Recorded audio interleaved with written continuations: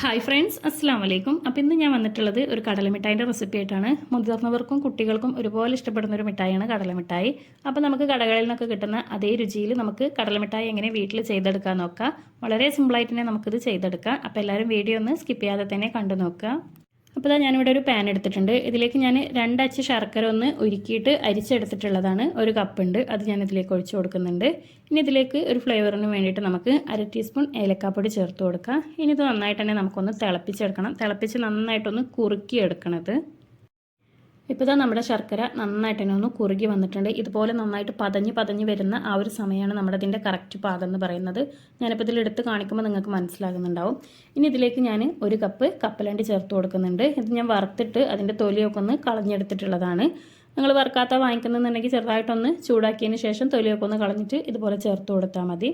ഇനി നമുക്കിതുപോലെ നന്നായിട്ട് തന്നെ ഒന്ന് അങ്ങോട്ട് മിക്സ് ചെയ്ത് കൊടുക്കാം. എല്ലാ ഭാഗത്തേക്കും ആ ഒരു ശർക്കരപ്പാനി എത്തുന്ന വിധം നമുക്കിതൊന്ന് മിക്സ് ചെയ്ത് കൊടുക്കാം. ഇനിയിപ്പോൾ ഞാനിവിടെ ഒരു സ്റ്റീൽ പാത്രം എടുത്തിട്ടുണ്ട്. നിങ്ങൾക്ക് വേണമെങ്കിൽ ഫോയിൽ പേപ്പർ എടുക്കാം. ഞാനിപ്പോൾ ഈ ഒരു സ്റ്റീൽ പാത്രത്തിൽ കുറച്ച് നെയ്യൊന്ന് പുരട്ടി കൊടുത്തിട്ടുണ്ട്. അതിനുശേഷം നമ്മൾ ചെയ്തെടുത്തിട്ടുള്ള നമ്മുടെ ആ ഒരു കപ്പലണ്ടി മിക്സ് നമുക്ക് ഇതിലേക്ക് ചേർത്ത് കൊടുക്കാം. എന്നിട്ട് നന്നായിട്ട് തന്നെ ഒന്ന് നമുക്ക് ലെവൽ ചെയ്തെടുക്കണം. അപ്പോൾ ഈ ഒരു രീതിക്ക് ഞാൻ ലെവൽ ചെയ്തെടുത്തിട്ടുണ്ട്. അതുപോലെ തന്നെ ഞാനൊരു ചെറിയ പാത്രത്തിലും കൂടെ ഒന്ന് സെറ്റ് ചെയ്തെടുത്തിട്ടുണ്ട്. ഇനി നമുക്കിതൊന്ന് ചൂടാറാനായിട്ട് വെയിറ്റ് ചെയ്യാം.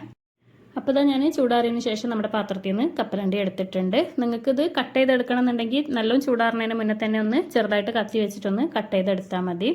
അപ്പോൾ നമ്മുടെ ടേസ്റ്റി ആയിട്ടുള്ള നല്ല പെർഫെക്റ്റ് ആയിട്ടുള്ള കടലമിഠായി നമ്മളിവിടെ ചെയ്തെടുത്തിട്ടുണ്ട്. അപ്പോൾ തീർച്ചയായിട്ടും എല്ലാവരും ഒന്ന് വീട്ടിൽ ചെയ്ത് നോക്കുക.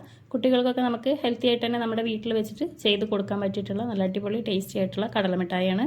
അപ്പോൾ തീർച്ചയായിട്ടും എല്ലാവരും ഒന്ന് ട്രൈ ചെയ്ത് നോക്കുക. വീഡിയോ ഇഷ്ടപ്പെട്ടാൽ ലൈക്ക് ചെയ്യാനും ഷെയർ ചെയ്യാനും സബ്സ്ക്രൈബ് ചെയ്യാനും മറക്കരുത്.